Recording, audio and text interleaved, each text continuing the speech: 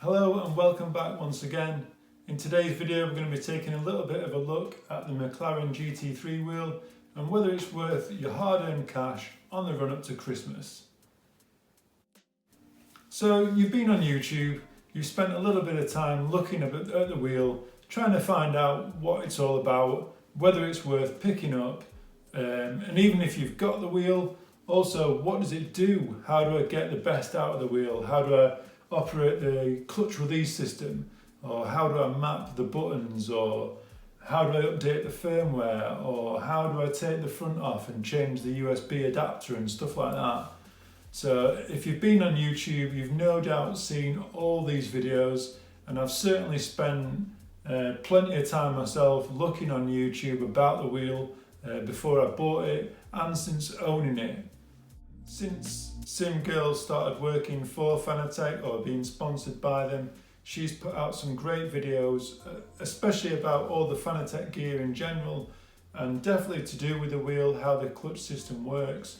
So some of those great videos are in the description, and they're definitely worth looking at or having since you've got the wheel. I definitely recommend those.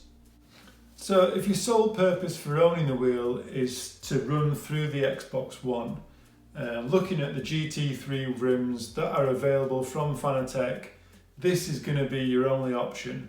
It's pretty dismal, to be fair, that there's so many options for the PS4 and PC players. For us lowly Xbox users, there's just the GT3 McLaren wheel available at the moment.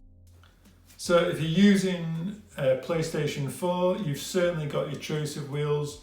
The Club Sport Formula rim, the Club Sport Carbon rim, there's the new Formula E version, that looks pretty sweet, and obviously there's the up-rated version of the Formula E rim, which is the Formula 2018 F1 rim. PC users, you've got the choice of every wheel the world could offer you, to be fair, so you've not really got much to complain about. So one of the best key aspects I think about this wheel is just how light it is. If you compare it to a standard rim, the full-size wheel with the Club Sport adapter on it, or even without the adapter, the wheels are generally quite heavy wheels, and the McLaren wheel just seems so light.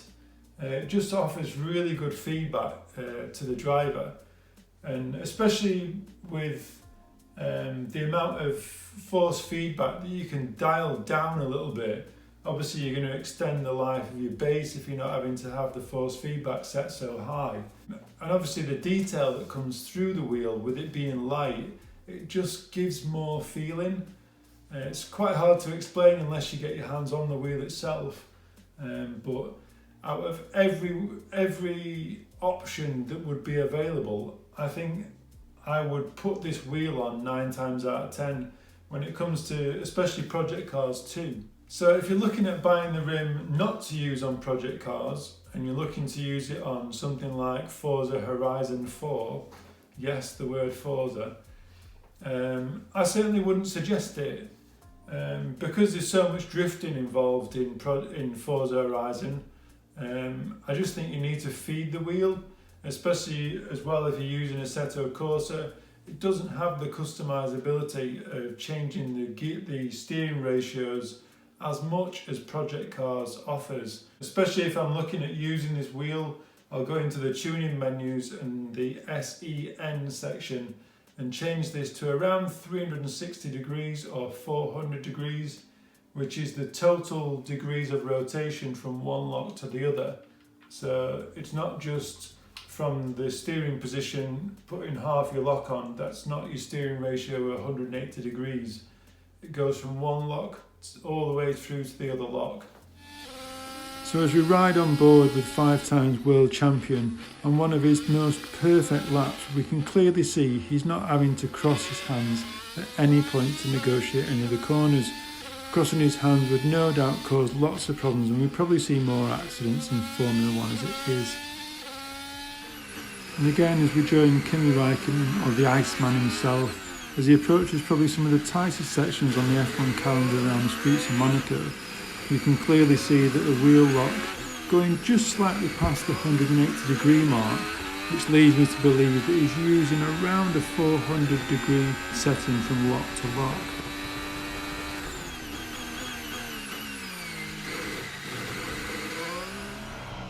And here we join one of the GT3 drivers in the Lamborghini Huracan. We can clearly see at no point is he crossing his hands. Feeding the wheel with a GT3 style rim is just an absolute no-no.